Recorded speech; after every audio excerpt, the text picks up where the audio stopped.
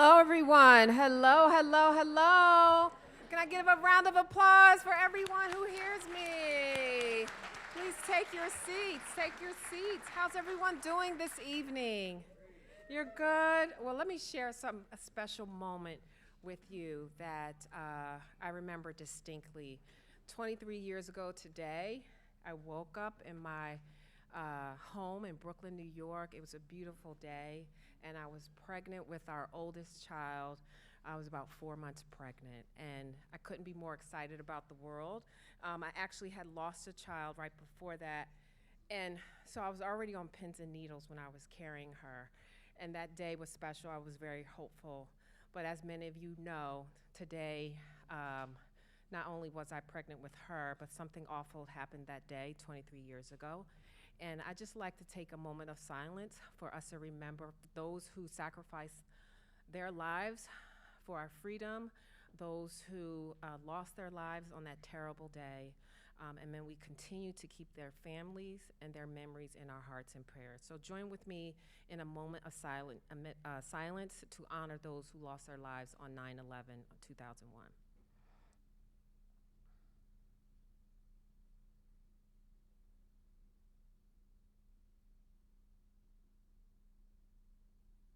Thank you so much. And that oldest child just graduated from NYU in June. Thank you. She is 22 years old and healthy and happy. So thank you so much for being here this evening. I am so excited because this is our kickoff to our renowned 30-year-old. We are celebrating 30 years of our renowned author series from the Free Library of Philadelphia Foundation and the Free Library of Philadelphia. Give that a round of applause. Yes. Now, I know it's important to say this, but I'm your born and bred hometown girl from Philadelphia, Pennsylvania.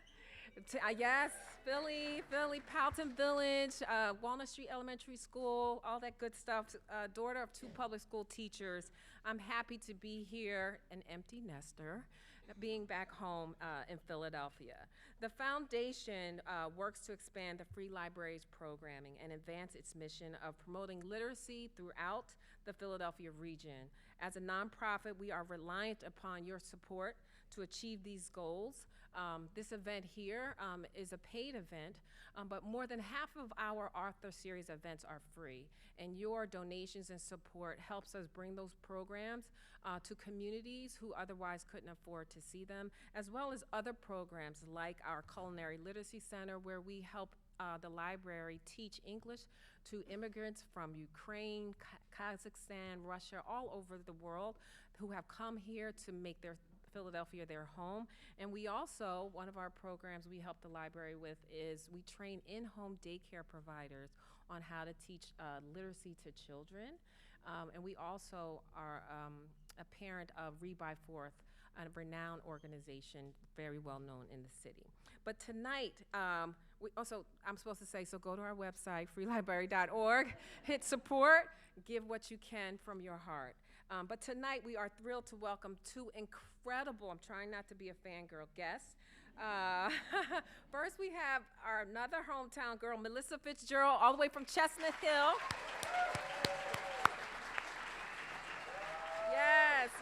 Yes. And Mary McCormack, actress from the acclaimed TV show, The West Wing. A week didn't go by where I couldn't wait for that show to come on. They not only graced our screens, but now they have brought their talents to the written word. Their book, What's Next, A Backstage Pass to the West Wing, offers a unique and engaging perspective, and we can't wait to dive into it. I have some special introductions I'd like to share with you, though. So this year, I created the Community Engagement and Public Programs Department, and that department now encompasses some of the valuable programming that we've done at the foundation for years. That encompasses Read by Fourth, that encompasses One Book, One Philadelphia, author events, and some amazing programs that will come your way. And that team, I had the pleasure of working with the executive director for Read by Fourth the first 6 months, and I knew she had so much more in her to give. Her talent in the city is is second to none. So please help me give a round of applause to Jenny Bigoni, our new Chief Community Engagement and Public Programs Officer. There she is right there. Yes, and Jenny, along with some amazing staff we have here, Diane Mallory in the back, Monica Hernandez, the whole development team worked so hard this summer, not only to put together this fall season, they went beyond their jobs, but also senior leadership, along with Jenny and people at the library, helped put together this new team of community engagement and public partnerships under Jenny. So I'd like this team to stand. They are only 6 days in, okay? Here we go. We have Amir Richardson. Where's Amir? Stand up, wave your hand. Okay, we have Oscar, Almonte, Espinal, and we have Raina Guy. They're all here. Welcome them, welcome them. We stole them from some amazing places, so that's good. Philadelphia has a lot of talent to go around, so we're happy to have them. WHYY, Uncle Bobby's, former school teacher, we got it all covered. Okay, so, but their fierce leader, who's also 6 days in, gives me great joy to introduce you to Daniel Blank, who just joined us last week, as I mentioned, and is already a vital part of our organization and tonight's event. Daniel is our new Managing Director of Public Programming, and we couldn't be more excited to have him on board. Daniel brings a wealth of experience, creativity, passion for connecting authors with readers. We know he's going to do great things. He's a Shakespeare scholar. He was recently a professor at the Durham University in England, and he received his PhD in literature right in our backyard at Princeton University. Please give him a big applause. Daniel Blank, come on out.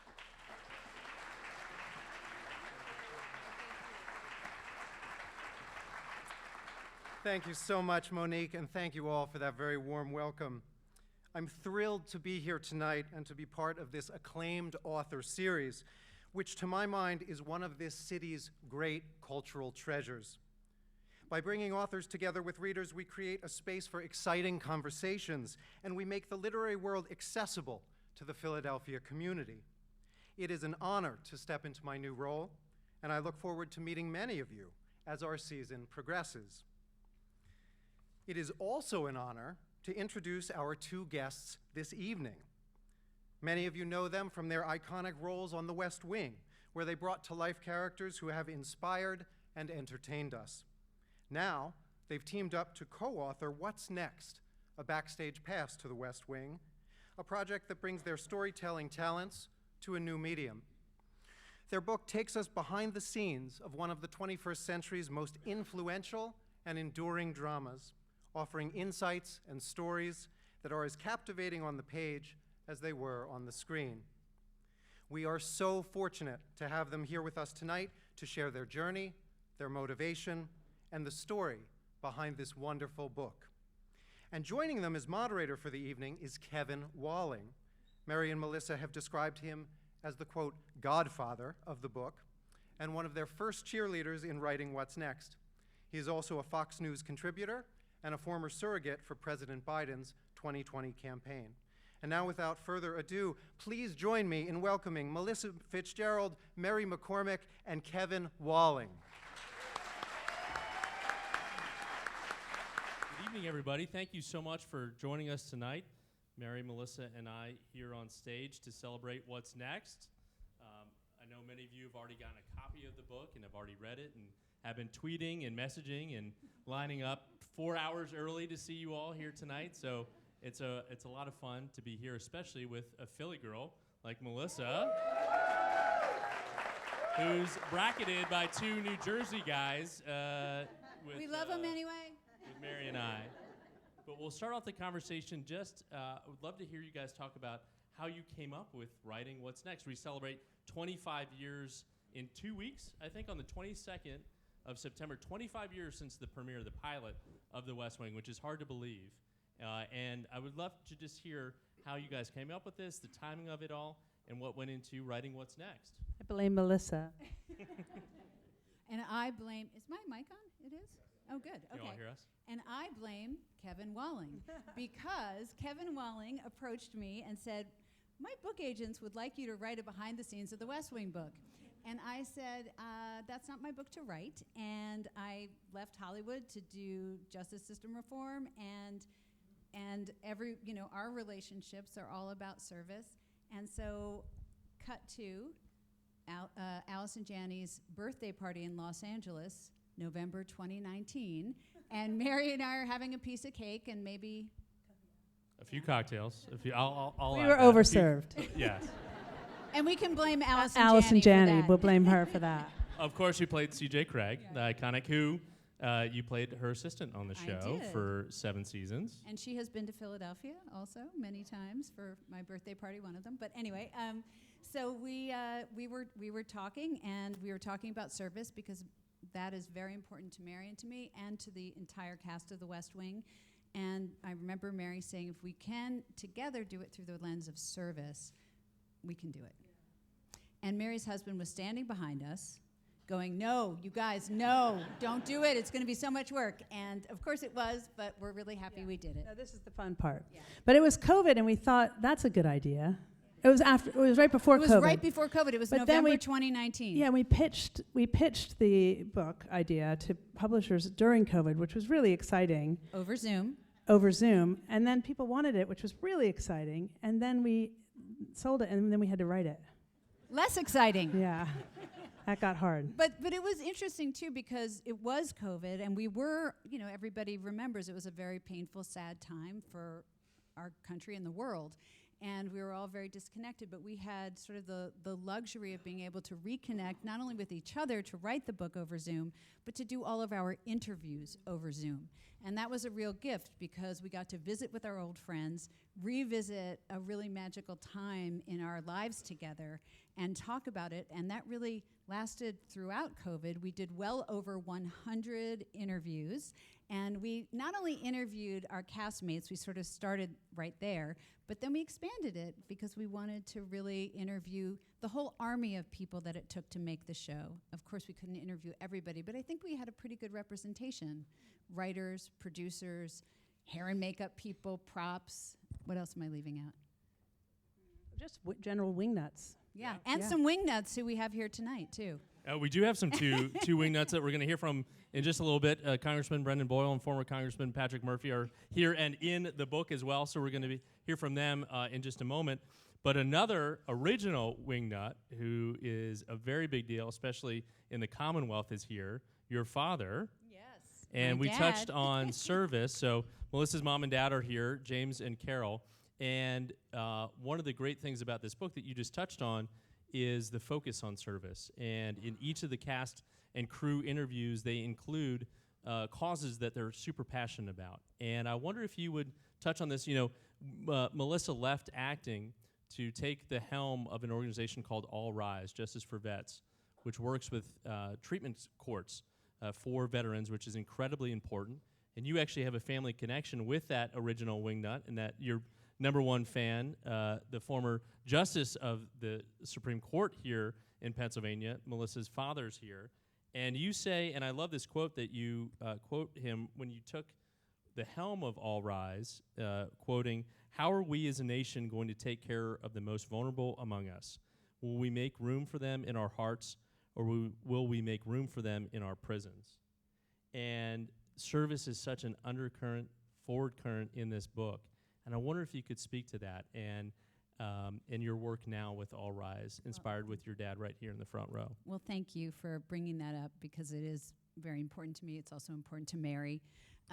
Mary has been an ambassador for Justice for Vets and All Rise since the very beginning, since I first started there. And so has actually Patrick Murphy and Congressman Boyle as well, who've been very supportive. But my dad is one of the people who started the mental health court in Pennsylvania. And treatment courts are alternatives to incarceration for individuals impacted by substance use, mental health disorders, promoting treatment and recovery support instead of incarceration. And treatment courts work. they save lives, they reunite families, they make our communities safer, and they save taxpayer dollars. I don't know of many other issues or causes or solutions that can do all four of those things, but treatment courts do. I feel honored to be able to be part of the movement, a treatment court movement across the country, and to be able to work at All Rise. And I got there because of obviously my father's connection, but also Martin Sheen. I lost a dear friend to addiction, and Martin knew and invited me to Washington, D.C. to speak at the All Rise conference, and that was well over a decade ago, and I fell in love with the work they were doing. They had just launched their veterans division called Justice for Vets, and within 2 years, I was heading up that division, and then I've stayed there for over a decade now, and I'm now Director of Strategic Engagement for All Rise, for treatment courts for everyone, civilians and veterans. Pretty incredible work. Which is incredible. It really is. I mean, Melissa is, you really are. She's like a real life hero to me. And to the entire cast. Everyone looks up to her. We always joke that, like on the show, Allison was her boss, but in real life, Melissa's our boss. All of our bosses. It's true. Well, I have to say the same about Mary McCormack, and also Mary McCormack has been to our conferences. Mary has been to graduations of treatment courts. She has been on Capitol Hill on our behalf. She has been a rock star, and the rest of the cast has as well. And Mary has a family connection. Mary's sister was the Chief Justice of the State Supreme Court of Michigan, and she is a huge treatment court proponent, and I got to work with Mary's sister quite a bit, and it's just been a real honor to be able to do this with Mary. So. And some of the best reunions with the cast have been in support of your sister Mary. Can you talk about that a little bit, bringing the cast together? When Bridget ran for the Supreme Court in Michigan, I was like, well, how can we help? And I thought we should do a PSA. So we did it was actually the first time the West Wing cast got together and did a little mini reunion, which you can find online. And it has a lot of views. And not only that, it was it is written up in marketing books. Like that PSA really moved the needle, not only on her election, but also other down ballot, and really promoting people paying attention to voting for judges and who you're voting for throughout. So check it out. It holds up. So one of the fun things I read in the book and knew about this a little bit beforehand, and Mary alluded to it, Melissa's everyone's boss, including me as well, as part of this book tour and everything like that. But you are the keeper of the text chain. No? With the cast? You're very much driving all the action and activity. Who would want to be on this text chain with the West Wing? I mean, it is all the cast members are on it. Oh, wait. Josh Malina's on it, too. Yeah. So there's a hitch. But tell us about take us inside to this text chain. Who sends the most emojis? Who's the most active on it? It's like, I think you've described it as sending up the bat signal whenever there's a cause, an issue that you all need to rally behind. Yeah. Take us inside this text chain, because we all want to be a part of it. Who's the most emojis? Allison and I have the most emojis. Yeah, I think that. But the text chain basically it consists of us asking each other to support each other's issues and causes. And making fun of Josh Malina. I mean, it really is. That's the text chain. Like, Richard Schiff has been very active lately, asking us to do different things. Yeah. But usually it's the two of us, and it really is the two of us forcing everybody to support our issues and causes, and which everybody does and shows up. And now I think Richard's caught on, and he's kind of doing it too. But it's a problem. And then also a lot of jokes and a lot of making fun of people and pictures of like. We're really good friends. I've done a lot of shows, and it just never is like that. It's extraordinary, and I feel so lucky. We're at each other's parents' funerals, and we're each other's godparents to their kids, and I mean, we're really, really close. So it's nice, and I do think service has been a big part of maintaining that friendship, because people get busy.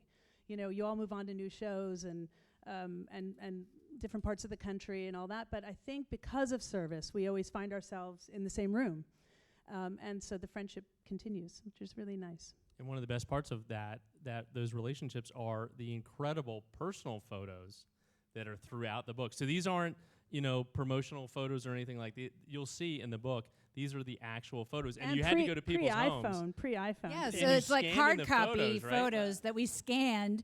And I remember Mary, because I live in Washington, D.C., Mary lives in L.A., and she's like, I'll drive over and get the photos. And I'll like I'm at Allison's, and she's like, it's that drawer. And I was like, oh. But there are some great photos in here. It's like really insider, and I will say that about the book, is that the book is really insider because we basically called everybody on Zoom, did Zoom meetings with our friends. But then after that, for follow-up things, I remember being in a car with Allison, and she started saying some things that I thought would be great for the book. And I said, hold on, let me get out my iPhone and record this. And that's kind of how our book evolved. Which I love, and it is truly an insider's guide. Goes through the casting, goes through the crew. One of the fun things in the book, too, is I love this. There's a casting sheet for potential people to play Jed Bartlett. And there were some interesting names on that list. Tom Brokaw. James Carville. George Steinbrenner. George Steinbrenner. Like not actors even. Not even actors. Oh, no, it gets way weirder than that. Yeah. We're not thinking of the right ones. I know, but there was more lists. Oh, yeah, we only put one in. Well, we put one of possible presidents in, but there were like 10. We had put all more the. in. Well, we couldn't. We had to choose. There was a list of actresses. Yeah. Stockard Channing was on that list. Walter To be the president. Cronkite, Bob Dole, Mike Douglas, Clint Eastwood. Think of a Jed Bartlett as Clint There's Eastwood. a bunch of non-actors too. It's But cute. I love Yeah. non-actors. It's Colin just Powell. odd. Colin Powell was on the Colin list. Powell was on it. Yeah, Kenny Rogers. Right, because that makes A sense. Kenny Rogers presidency. Kenny See it Rogers. right here. Isn't that amazing I in this love book? it. It's like someone was high. And it was fun because we know the casting director, so we went over. He gave us He wasn't all high. his casting books, all of them. Yeah. We did have incredible access. Yeah. And part of the story too, and I think Mary, you touched on this in terms of how you're still so close, is the family element of it. And I think it obviously started with Martin Sheen and John Spencer, right, on set. I think one of the first conversations we had when I met you a decade and a half ago was the example that they set on set when you walked on. And I wonder if you could touch on that, just that general impression that you had that they made everyone feel so good on set. Well, I remember because it was that first lunch that we had with the book agents, and I remember telling the story that I'm about to tell you that's in the book, but I remember saying, this is the book. I don't know how it is exactly, and we talked about this, the book, but it's the book.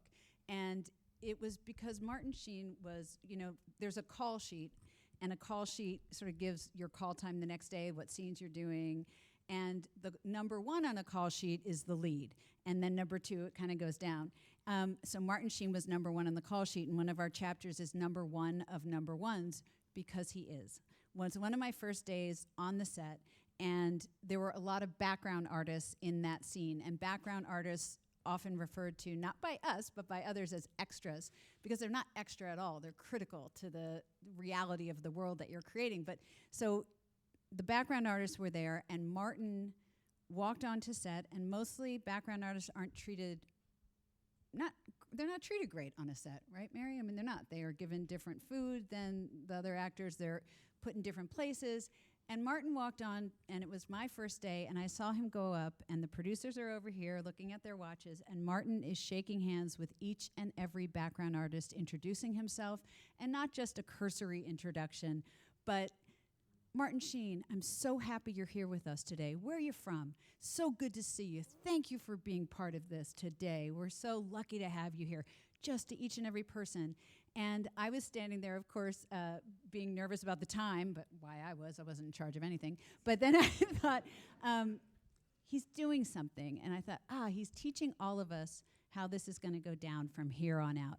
People are going to be more important than anything. People will be treated with dignity, with respect. The work that they do will be valued, top to bottom, across. Everybody's role is important. And I think that was pervasive on the show, and I know... And not even teaching, maybe... Not actively teaching. Not actively it's teaching. Just who he is. It is who he is. I mean, he would do, if he were here tonight, he would introduce himself to he'd know where you all were from. Yeah. Oh, he would never what get your out of major here. was. We'd like be he here would all know. night. So We he would really be is here Jed Bartlett. He really is Jed Bartlett. through and Beyond. through. And he means it. And yeah. you're right, Mary. It's not that he was actively teaching us. It's just who he is. Yeah. And, we were in Washington, D.C. the other week with him, getting Can't half do a block. It takes Can't. a block. Can't It's do like it. the whole day. And he had everyone eat together on set too. Oh, The yeah. background artists. And he didn't tell us this story, and He never would. He never would, and he read it, and he's like, I didn't tell you that. And I said, no, you didn't, Martin, but several of the background artists who worked with us did tell us this, and what they said was that they were having different food in a different place. And he went to the producers and he said, I want us all to eat together because families eat together. And it was a family. And speaking of family, it really was when, Mary, when you joined the show in season 4. Late. You had some big news that you had to share with the producer when you started, and you didn't know how that was going to go down. I was pregnant. Yeah. She was pregnant. I found out I was pregnant though after I took the job, and that we were negotiating my deal, and I thought, oh, this feels icky. I have to call John Wells, who is the executive producer of the show, and tell him I'm pregnant. But I hadn't told my mom. I was just pregnant, and so I told John Wells before my mom, which The is executive really producer. messed up. But I felt so duplicitous because I was going to show up like Irish, like, hey, like, then I did. So he was so sweet though. It's a family. He goes, we're a family show. We hide pregnancies all the time. He goes, we just finished hiding Mary Louise's. And 1 week after, we were just talking backstage about Mary has 3 girls. The oldest, Margaret, is 19. So she was 20. She just turned 20. She's 20. How did I know that more than? They keep changing. They keep changing. We won't tell Margaret I got that one right. So she's 20, and she was 7 days old when you brought her to set. She was 6 days old when I went back to work. Yeah. It's a good story, Mary. Tell Well, it. it's not that good a story, but it is pretty weird. It's weird, and I would never do it again. It was you can tell it was my first baby because I was like, yeah, no problem.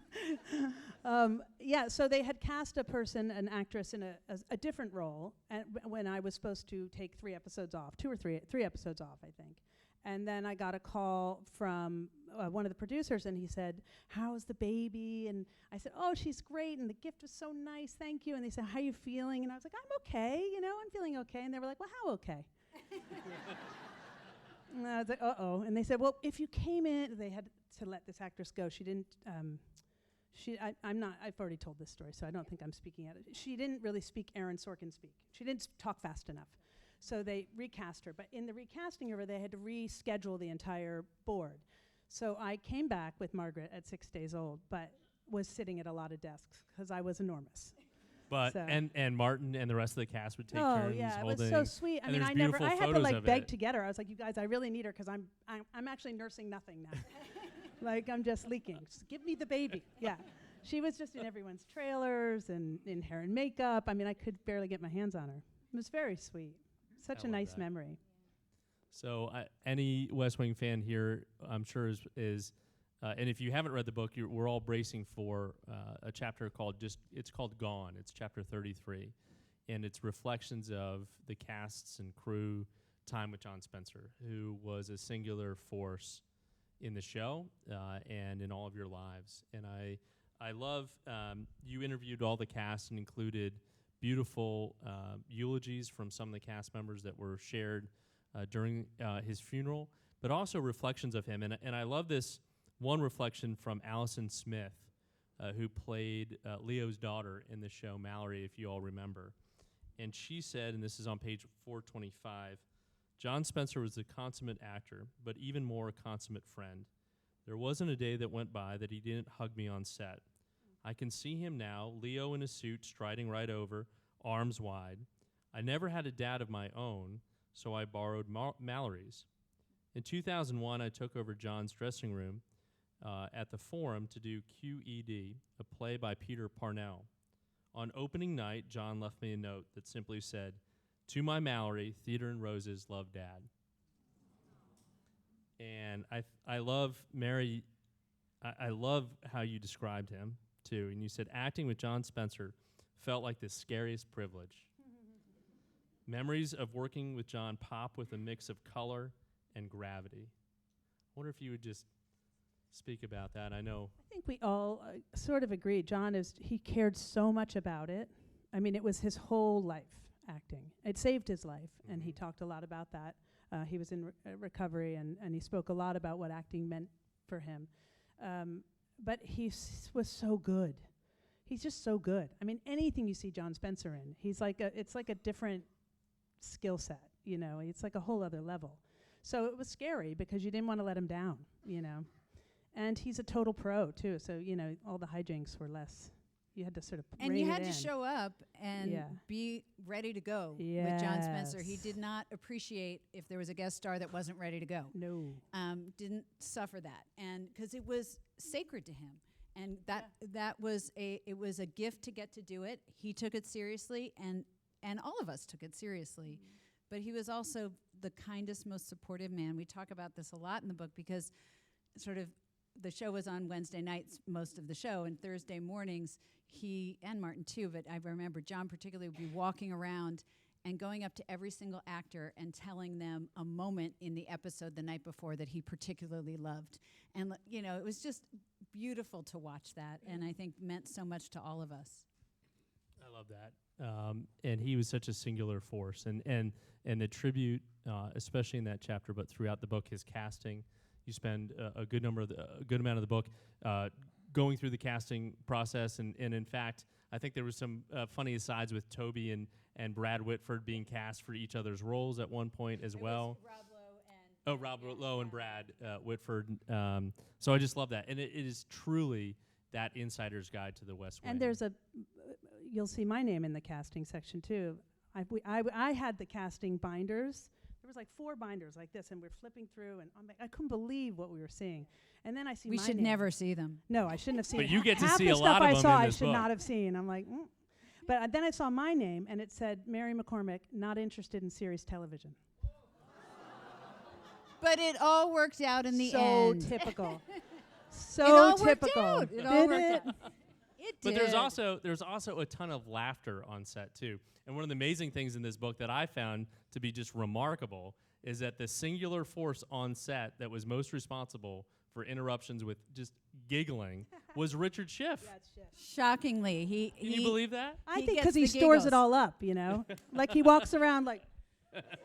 So it's all in there. It's in there. It's church laughter. And he and Martin really had a beautiful relationship, and he was talking about, well, everybody did, but he was talking about sort of Martin coming in one time in the pilot. They had chicken wings at craft service, and he stuffed his cheeks with chicken wings, and Richard just couldn't stop laughing. So And that was the first scene, I think, right, that they had. Yep. I am the Lord your God, which was the first words In the that pilot. So look closely for chicken grease on Martin's face, and look for Richard to see if he still has any residual laughter. I love that. I love that. Well, I think it's time to bring up 2 other favorite wingnuts from the audience.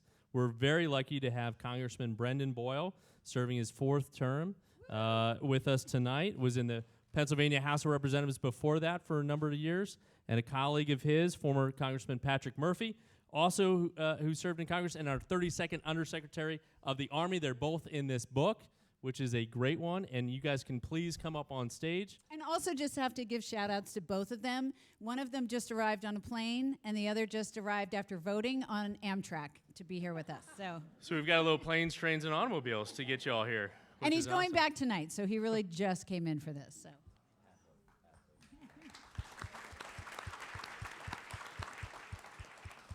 So Congressman Boyle, I'm going to start with you because you are a graduate of Notre Dame, which is Jed Bartlett's alma mater. And I love, you give a bunch of quotes to Mary Melissa in the book. And I love, you talked about Veep, you talked about House of Cards. And I love the fact that, there have been some West Wing moments. I think everyone thinks, the West Wing is this glorified view of government, and we had the most decent president ever serving in Jed Bartlett. But you've had some West Wing moments where you've kind of had to pinch yourself serving a number of years in Congress already. Wonder if you could speak to that. Yeah, there's no question. First, it's so exciting to be doing this, and with 2 true friends. I'm so, as a wingnut, proudly, I'm happy to have any sort of role in this whatsoever.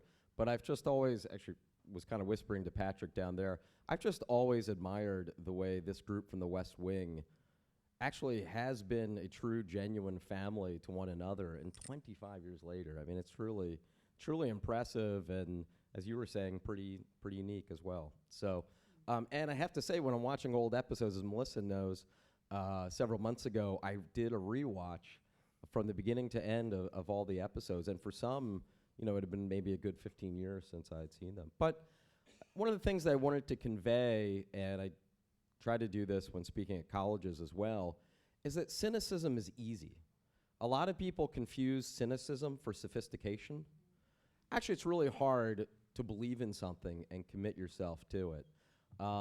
And I have to say, in my career, while there have been those dark moments and those moments in which the cynicism was justified, there have also been those, and I call them West Wing moments, when we're just looking around like, wow, this is a true West Wing moment.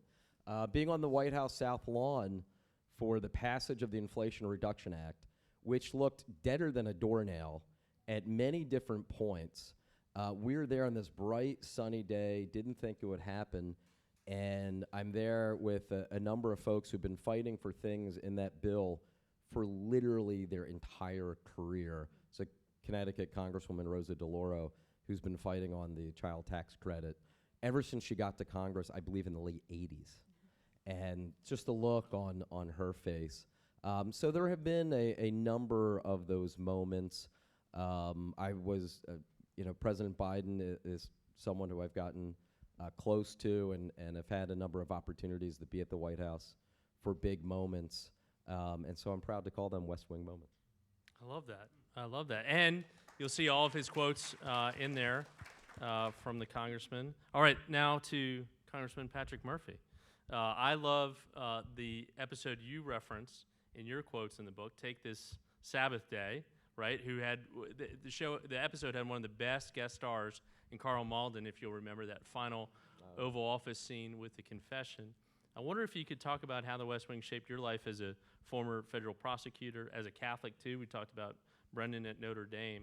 How the show also shaped you as well, and why you picked that episode as one of your favorites. Sure, and I went to the Notre Dame of Pennsylvania. It's called King's College. So, and what's not in a bio, if I could just digress, my mother was a Catholic nun. She was a Immaculate Mary nun. My version of the story is she dumped Jesus for Jack Murphy, my father. She does not like hearing that part of it. But Kevin, you mentioned Brett and I go back for decades as well, but Brendan is in charge of the budget of America, right? So the Congress is the board. Do not blame me. So please. No. It was messed up before I ranking got member there. on the budget committee right there. We're talking trillions of dollars, but when Brett and I get together, we talk about Mary and Melissa and like how it inspired us to go into like political public service, which is really an honorable profession. And I think and then Kevin and I, are often on Fox News and Fox Business together. And the frustrating thing is that what America sees is that it's the left and the right fighting each other all the time. And what you don't see is the friendships and how 90% of the people get along and are really working hard to get it. But it's like the very far left and the very far right that are amplified. And it's not just Fox, it's MSNBC. It's part of the problem, right? Because it's infotainment. It's not PBS. So from my perspective, and that because I am a devout Catholic and I am outranking, I'm not, Brendan Boyle is a great young man and a great congressman, but I was the 1987 Altar Boy of the Year. It's in Anselms, which is part of his We're gonna district. have a Catholic off Yeah, right here. So, Pray. Yes. So, but really in that scene, it really is like this. He's struggling about potentially the death penalty as the president, and he goes to 3 different religious leaders, and he's trying to get answers. And really, it's about working through it, and how he basically said, "Hey, I have to kind of take myself out of that and think about this as an office, the office of the people of the United States of America, which is now 340 million people, and what's in the best interest for them." And it's not about Martin Sheen or Jeb Bartlett. It's not about Brendan Boyle or Melissa Fitzgerald or Mary McCormack or Kevin Walling. It's about what is best in that role, and that's the burden of leadership. So watching those episodes, and I rewatched it when I was in Congress, and I thought about it when I was in Iraq. When I had life and death situations, and lost 19 men in my unit in Baghdad when it was 138 degrees and stuff. But it's that public service and this pure public service that you saw. Pure that it was messy and arguments and things worked and didn't work, but that's life and that's politics and that's political public service or military service or when you do something greater than yourself. I'm going to get in some trouble with Mary backstage, but there is a Carl Malden connection with Mary that she shared at another book talk at the Clinton Wait, she's Presidential not even Library. like she's not in the serious television No. business. I just found out. No, She's I not- know. My dad called me Carl Malden for a year of my life because I broke my nose in a softball game. The older He would folks be in like, the audience will Carl, get that. dinner. Like, it would not drop it. Yeah. I didn't even know who Carl Malden was. I was like 13. But I love, hearing from Brendan and Patrick talking about rewatching the show. And Mary, there's a great photo of you and President Obama on the rope line. And share what Reggie, his personal aide, told you after that encounter. I was in New Mexico and I was doing a TV show called In Plain Sight. Hi, Amanda. There's some fans right there, Amanda. President Obama was there for a rally days before he was elected, and I was sort of off to the side, and he was coming off, and I thought, oh my God, he's coming my way. I might get to shake his hand. And so I did get to shake his hand, and he looked up and he went, oh, you're, and I was like, I'm not. I'm really not. I am definitely not the national security advisor, but you're definitely going to be the president in 72 hours or whatever. And Reggie Love, his body man, told me that night, we met him through some friends, and he said, we were literally watching the Peace in the Middle East episode as he got out of the car to go up to the stage to give the speech. I know. And like President Obama liked to unwind watching episodes of The loves West Wing on the it. campaign trail. Huge which is wingnut. incredible. Huge wingnut. Yeah. Yeah, it was so exciting. And my husband got the picture, which is great. And it's in the book. And you It's see in this the shocked book. face on Mary. He's and, like- and you see that. You actually see Obama being like, Yeah, it's You know. such a good picture, worth buying the book just for that. Crazy. well, I want to thank Congressman Boyle and Congressman Murphy for being on stage with us. And I just want to thank them too for saying not only for your support all along throughout the process of this book, both of you have been so incredibly supportive of the work that we do on behalf of All Rise and people struggling in the justice system with substance use and mental health disorders. Both Brendan and Patrick have been immensely supportive and kind and really have lifted us up so much. And I think they bring up something that is in the book, and people talk about the show, about that hopeful and that is it too optimistic. And I think evidenced right here, it's not too optimistic. And we face so many large challenges, not just in our country, but in the world. And we have to work together. We need each and every one of us, the talent to work together. And I just am hopeful that we can sort of return to a West Wing-like era of when we really do come together to solve the big problems we face. Yeah, can I just say, I'm sorry, Kevin. No. I know you're kicking me off the stage and the music's going on saying, right, Brendan and Patrick leave. But one of the, can I do call to action, right? Call to action, of course, buy the book, right? But buy the book because this book is really a love letter. It is behind the scenes and all that, but it really shows about the cast, that their family, but more importantly, what they're doing politically and socially, social activism. And you don't have to be in elected office to make a difference in people's lives. So buy the book, but tell the story and get people to read it and then tell their story of public service, whether it's their day job or whether it's their part-time job and their volunteer job, because we need more Americans, as Melissa said earlier in a conversation, to treat other Americans with dignity and respect. And it's, it's just like, when 9/11 happened 23 years ago, we all unified on 9/12, right? And we're going to have an election in 55 days, and it's not political, it's November 5th.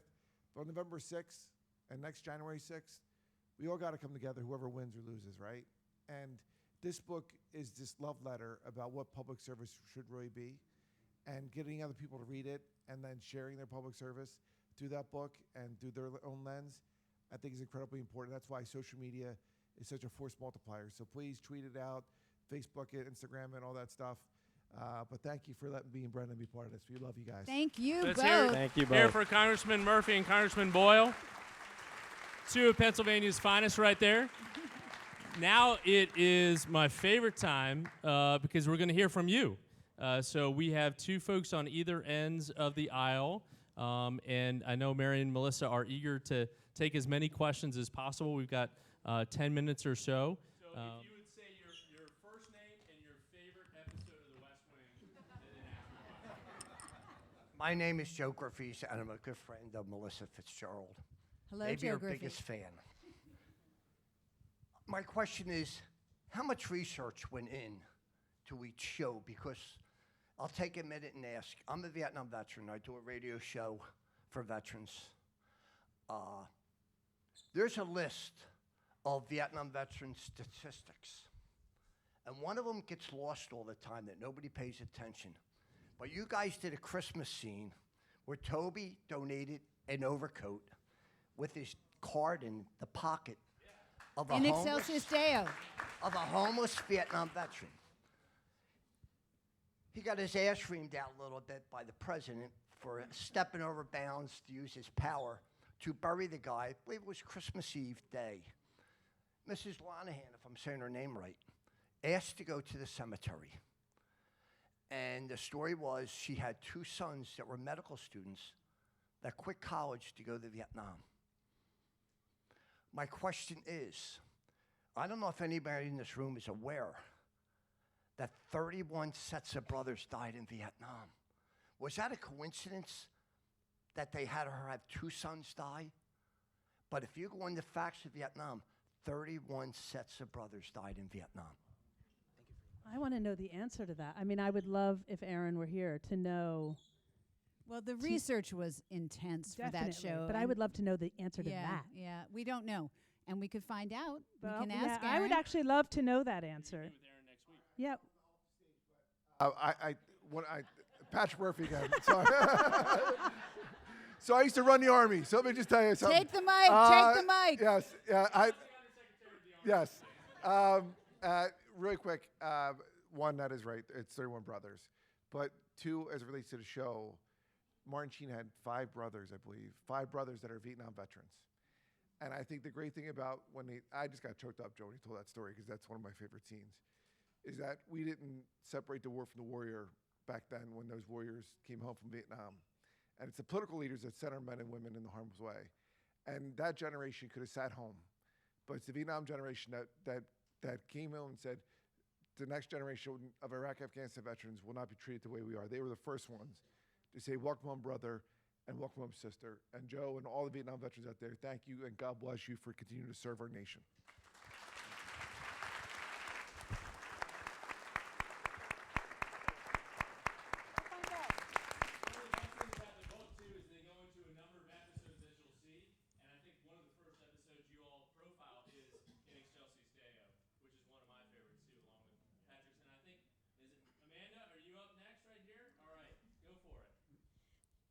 So I'm Amanda. I don't have a favorite episode because I haven't seen the show. But Leave. No, kidding. No, don't leave. Melissa. She is a future wingnut. I know. I promise I'm going to start watching. But I do have I was wondering if you guys had a particular story or moment filming with Dule Hill that you would like to share. For sure. I mean, so many. But Dule is probably one of the best people either of us have known. He's just a truly good, great man, great talent. And he is an expert tap dancer, has been since he was a child.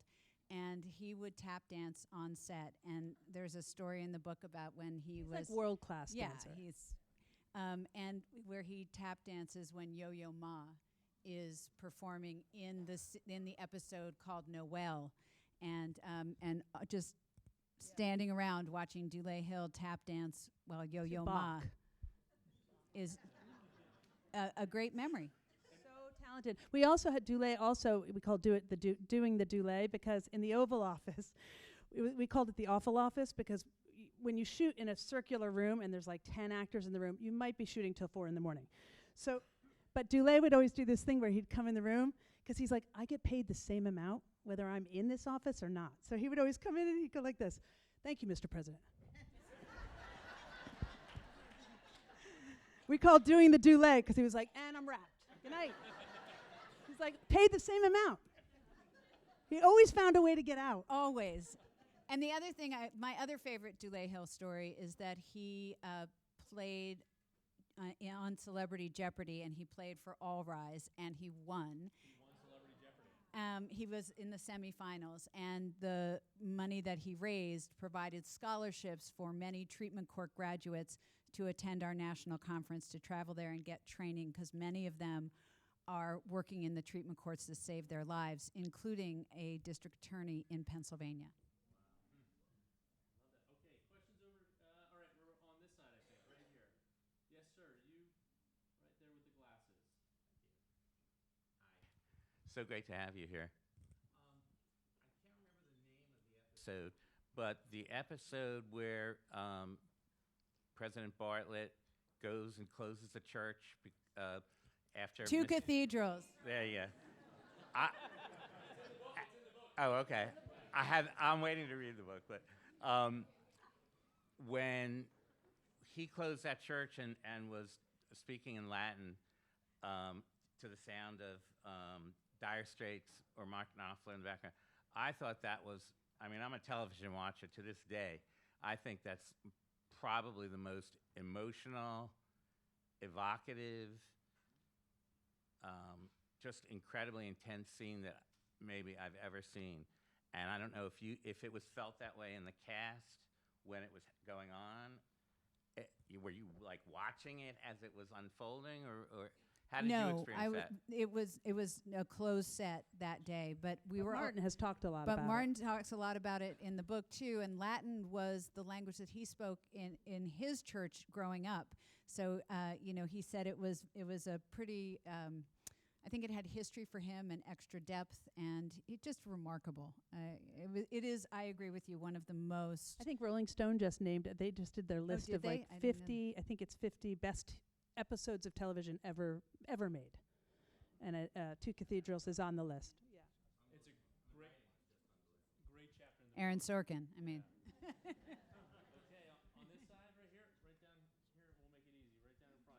Your first name and favorite episode. Sure. Hi, my name is Lauren. Thank you for doing this tonight. Really. Thank you for having Thanks for having Absolutely. us. It's great to be here. So favorite episode, I don't remember the name of it, but a Describe it. big hunk of cheese, and CJ and company is looking at a map that was then reworked as to what. Do you know what I'm talking about? Right? Where it was like what the world really looks like? Yeah, Block of Cheese Day. That one. So it was fun. That was a fun episode. Eye-opening for me. And also, Big Block of Cheese Day inspired. We had so many great stories in this book. First of all, it was supposed to be 300 pages, and it's almost 600 pages. And one of the things that we did in the book was we had these stories that didn't really fit into other chapters, so they were too good to leave out, so we called them Big Block of Cheese stories. So they're just Big Block of Cheese stories in the book. Love it. Okay, so I've never been on a TV show in my life, so I don't pretend to know what that world is like. But when I think about my career and different roles that I've had with the company that I worked for, you learn something, right? You sometimes think about, oh, I evolved in this role, I learned this, or I gained an appreciation for that. Is it the same way with your acting roles? And if so, my question for you is then, how did you change with working for the West Wing? Was there something that evolved in you? Did it change you in any way? Because I think for a lot of us here, watching the show was pretty impactful on our end. Watching Martin and John work, was for all of us really so formative. It was like I went on to a show in Plain Sight. Hi, Amanda. And I was number one on that show. And so I think I was probably a different number one having watched Martin work. I know I was. I don't think I did it as well as Martin, but I hope I took some of it with me. And I know Dulé went on to do that. And, so I think the ripple effects of watching Martin and John work affected me, for sure. And they took that seriously, too. And Martin talks about it a lot, that they felt like they decided, we are the parents of this show. We are older. We are, we need to set the example, and they really did. But I think for me, the way it changed me, certainly trying to be more like Martin, and I often mostly fail, but trying to be more like Martin in those ways, but also the opportunities that we've been afforded because we were on that show in terms of service. We have been given opportunities to support different issues and causes, and we feel lucky to have that and take that very seriously. I wouldn't be doing the work I'm doing today if not for that show. And Brad Whitford, we talk about this in the book too, but Brad Whitford, when The West Wing came on the air, Anthony Edwards, who was on ER, said to Brad, "You now have capital. You can choose to spend it on yourself or you can spend it on others." And Brad has obviously modeled that, and I think we all feel that way. We've been so lucky. And, John used to always say, too, when we'd be invited to speak somewhere or do something on behalf of a great issue or cause, and he'd say, "You wouldn't get this on a cop show." I think we have time for one more question. And it looks like right over here. Hi, my name is Michael. I don't really have a favorite. It would be impossible to pick. Feels like a lot of work. But I teach 5th and 6th grade, and you guys have filled out like half of my curriculum with clips from the show and all that stuff. But watching it, it's funny because you have guest stars who come on like as themselves, like James Taylor and stuff like that. But you also have like a very young Amy Adams and like 20 Hours in America, stuff like that. Do you have a favorite guest star? I loved Glenn Close. I thought her performance was incredible. I didn't work with Glenn Close, but I love her on The West Wing. And Carl Malden, of course, and I really liked Oliver Platt, too. I mean, there's so many. Great. Hard to say a favorite. For coming out tonight. Oh, thank you.